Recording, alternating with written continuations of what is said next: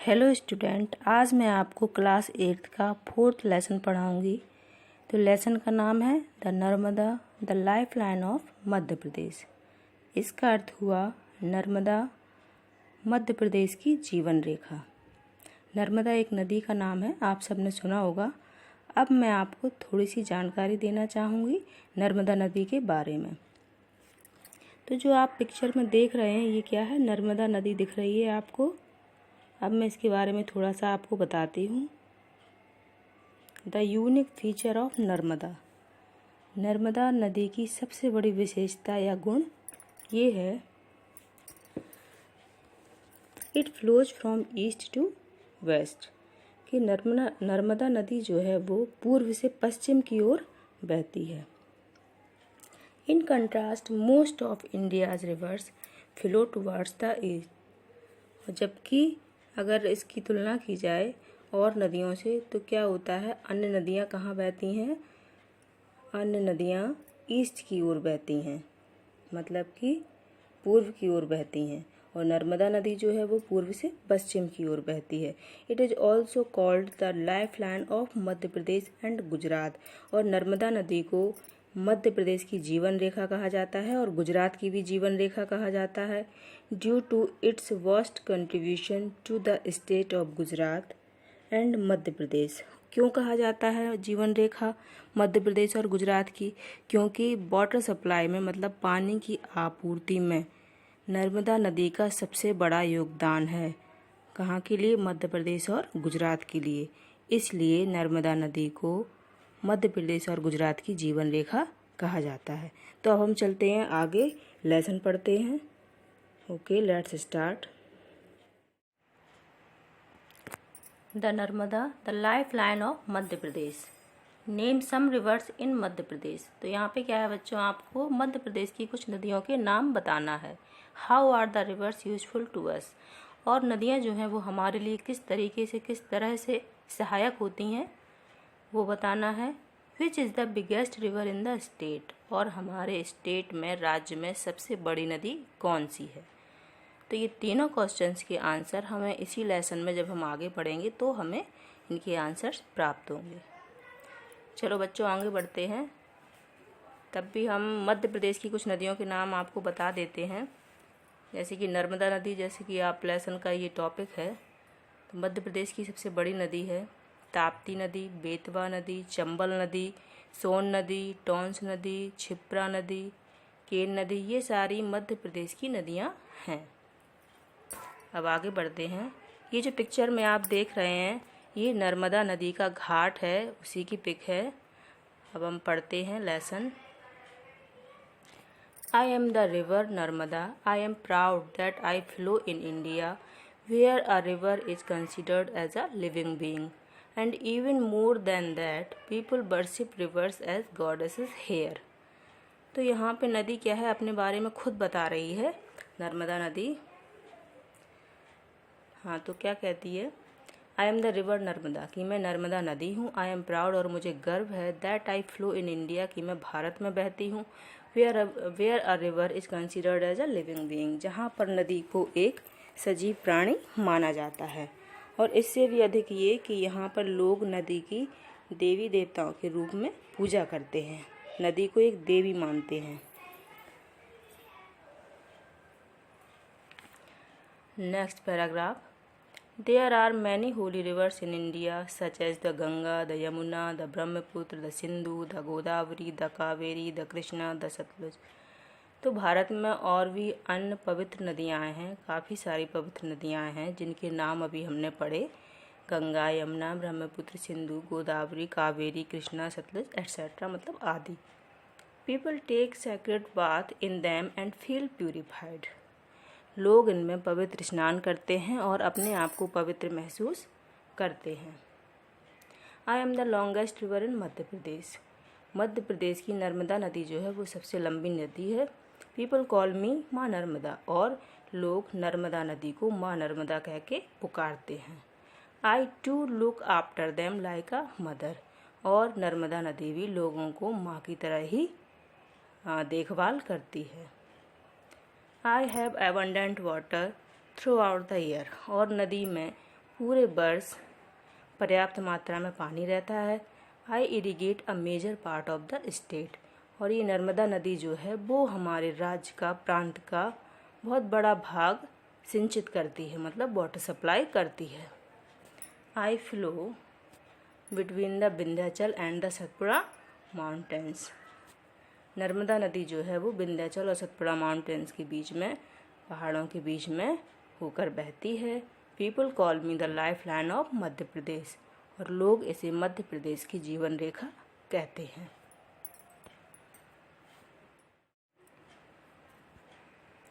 My name has a very specific meaning.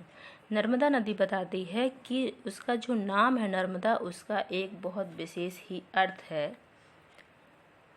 Who suits Narmada, who suits and gives pleasures to all. Narmada का मतलब है जो सभी को शांति और आनंद प्रदान करती है, उसे हम कहते हैं नर्मदा। पीपल कॉल मी रीवा ऑल्सो। पीपल नर्मदा नदी को रीवा भी कह के पुकारते हैं, बोलते हैं। I flow westwards and pour my water into the gulf of Khambhat. Narmada नदी जो है वो पश्चिम की ओर बहती हुई अपना पानी खंबात की खाड़ी में जाकर गिराती है। नर्मदा नदी पश्चिम की ओर बहती हुई जाकर कहाँ गिरती है? खंबात की खाड़ी में। All other rivers flow southwards और ईस्टवर्ड्स। और बकाया जो अन्य नदियाँ हैं वो दक्षिण की ओर और पूर्व की ओर बहती हैं। I have been depicted in many holy books. Narmada नदी बताती है कि नर्मदा नदी का जो चित्रण है वो कई पवित्र पुस्तकों में किया गया है। The Narmada Purana deals about in detail. जो नर्मदा पुराण नामक पवित्र पुस्तक है उसमें नर्मदा नदी के बारे में विस्तार से बताया गया है। You will surely like to listen to the story of my birth। अब नर्मदा नदी कहती है कि आप निश्चित ही मेरे जन्म की कहानी सुनना पसंद करेंगे। Once Lord Shiva was lost in meditation at the Maikal ranges। एक बार की बात है कि भगवान शंकर, भगवान शिव अपने ध्यान में मग्न थे, और कहाँ पर? मैकाल रेंजेस, मतलब मैकाल की पहाड़ियों में भगवान शिव अपने ध्यान में मग्न थे। ही spent many years in meditation. उन्होंने कई वर्ष ध्यान में बिता दिए थे। His peaceful and soothing Splendor took the form of a beautiful मैडन। और उनके शरीर का जो शांतिपूर्ण और आराम देने वाला, सांत्वना प्रदान करने वाला जो स्प्लेंडर, जो तेज था, उसने एक सुंदर कन्या का, सुंदर कुंवारी कन्या का रूप ले लिया। मतलब भगवान शंकर के शरीर के तेज ने एक सुंदर कुंवारी कन्या का रूप धारण कर लिया। And it was me. और नर्मदा नदी बताती है कि ये कौन था? ये वो सुंदर कुंवारी कन्या कौन थी? वो नर्मदा थी। आई बोड बिफोर लॉर्ड शिवा। और नर्मदा भगवान शिव के आगे नतमस्तक होकर खड़ी हुई थी। ही ओपनड हिज आइज। भगवान शिव ने अपनी आंखें खोली। Telling me that my creation had inspired a sweet tenderness in his heart. और उसे बताया कि जो नर्मदा नदी का जो क्रिएशन हुआ, निर्माण हुआ, जो बर्थ जन्म हुआ है, उसके जन्म ने भगवान शिव के हृदय में एक मधुर भावना को उत्पन्न किया है। Hence I was called Narmada. और यहाँ से नर्मदा नदी का नाम नर्मदा पड़ा। I asked him, O father allow me to remain a maiden and flow free and pure forever. Narmada नदी ने भगवान शिव से एक वरदान मांगा। क्या वरदान मांगा? Allow me to remain a maiden, कि उन्हें हमेशा कुंवारी कन्या के रूप में रहने का वरदान दें, और फ्लो फ्री और स्वतंत्र बहने दें, एंड प्योर फॉर एवर और हमेशा पवित्र रहने दें। तो ये वरदान नर्मदा नदी ने भगवान शिव से मांगे। Let it be so my child. और भगवान शिव ने कहा कि हाँ, ऐसा ही होगा मेरी पुत्री। He said and closed his eyes. उन्होंने कहा, ये वरदान दिया और अपनी आंखें बंद कर लीं। Since then I have been flowing through the mountains. और तभी से क्या है? तभी से नर्मदा नदी flowing through the mountains, valleys and plains, playing, dancing, jumping, zigzagging and gurgling in such a manner that the people who come on my bank and see me feel that their sins have been absorbed and their hearts are filled with purity and serenity like that of mine। और तभी से नर्मदा नदी पहाड़ों पर, घाटियों पर, मैदानों में खेलती हुई, नृत्य करती हुई, नाचती हुई, उछलती कूदती, टेढ़ी मेढ़ी और कल कल की आवाज़ करती हुई इस तरीके से बह रही है। जब इस तरीके से बहते हुए लोग नर्मदा नदी के किनारे आते हैं और इस तरीके से बहता हुआ नदी को देखते हैं तो वो महसूस करते हैं कि उनके पाप जो हैं वो क्या है, नष्ट हो गए और उनका हृदय जो है वो पवित्रता और शांति से भर जाता है। बिल्कुल नर्मदा नदी की पवित्रता और शांति की तरह उनका हृदय भी पवित्रता और शांति से भर जाता है। I have my origin from the Maikal ranges. Narmada नदी का जो उद्गम स्थल है वो मैकाल की पहाड़ियों में है। There is a beautiful place named Amarkantak near Anuppur. और वो जो जगह है बड़ी ही सुंदर है, उसका नाम अमरकंटक है जो कि अनूपपुर के पास है। At Amarkantak I appear from a source kund named after me the Narmada kund. Amarkantak में जिस स्रोत से ये नदी निकलती है तो उस कुंड का नाम नर्मदा नदी के नाम पर ही पड़ा, तो उस कुंड का नाम क्या है, नर्मदा कुंड।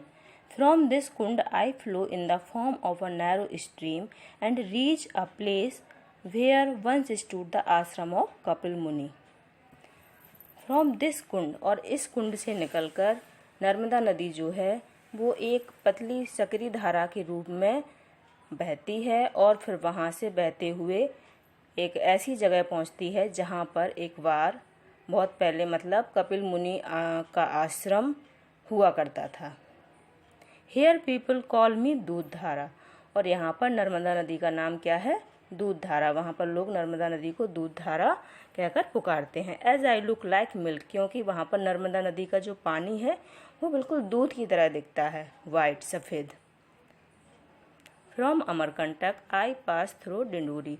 और अमरकंटक से निकलने के बाद नर्मदा नदी जो है वो कहाँ से होकर गुजरती है, डिंडोरी, मंडला एंड जबलपुर, ये 3 शहरों से होकर।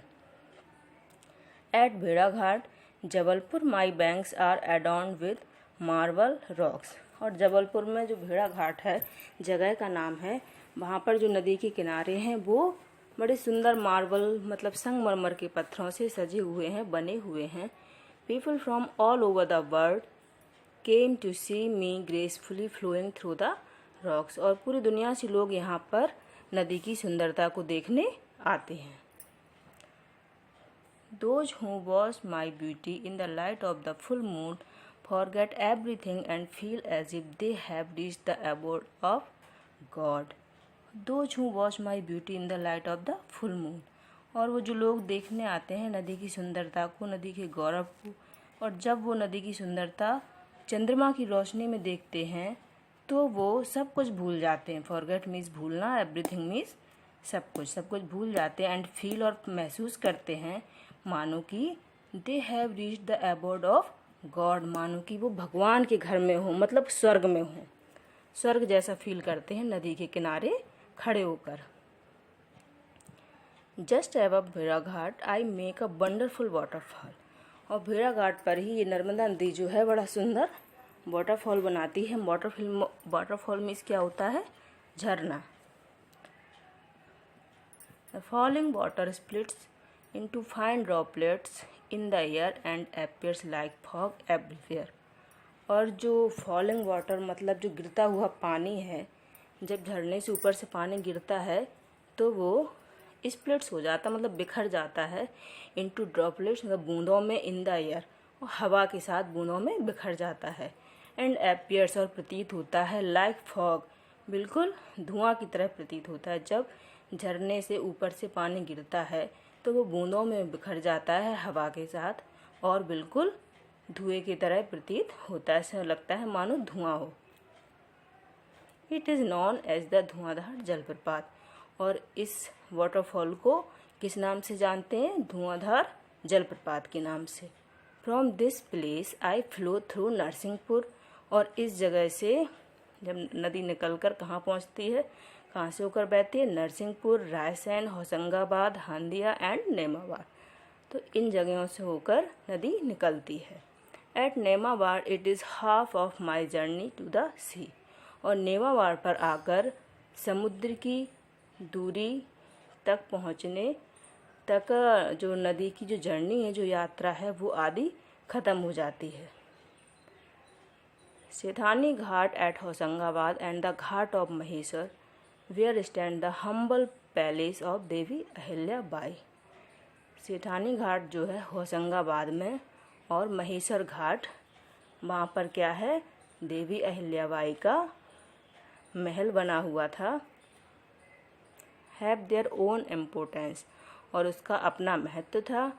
एंड सीनिक ब्यूटी, और प्राकृतिक सौंदर्य था। Omkareshwar is another very important place of pilgrimage on my bank. और नदी के किनारे एक और जो अन्य बहुत महत्वपूर्ण पिलग्रिमेज मीन्स होता है तीर्थ स्थान, उसका नाम है ओमकारेश्वर। देखो बच्चों, यहाँ पर एक और पिक्चर दिख रही है, वो पिक्चर भी नर्मदा नदी के घाट की ही है। Besides this people have built big dams across me. और इसके अतिरिक्त लोगों ने नदी पर बड़े बड़े बांध भी बनाए हैं, बांधों का निर्माण किया है। The dam at Punasa in Khandwa district is Indira Sagar dam. Punasa में जो डैम बना है, जो बांध बना है, जो पुनासा कहाँ पर है? खंडवा डिस्ट्रिक्ट में, खंडवा जिले में। उस डैम का नाम है, उस बांध का नाम है इंदिरा सागर बांध। And the one in Gujarat is the Sardar Sarovar dam.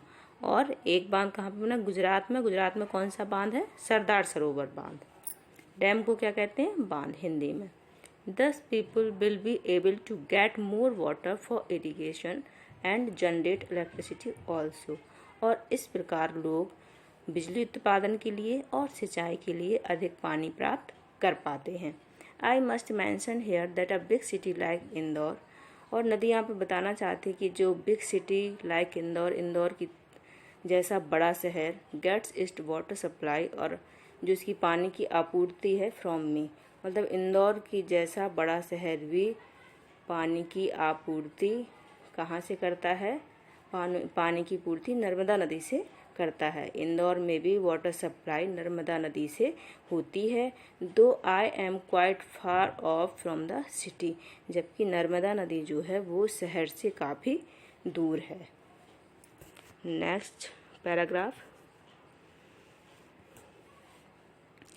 Crossing Dhar and Barwani. Dhar और बड़वानी को क्रॉस करके, पार करके आई एंटर महाराष्ट्र।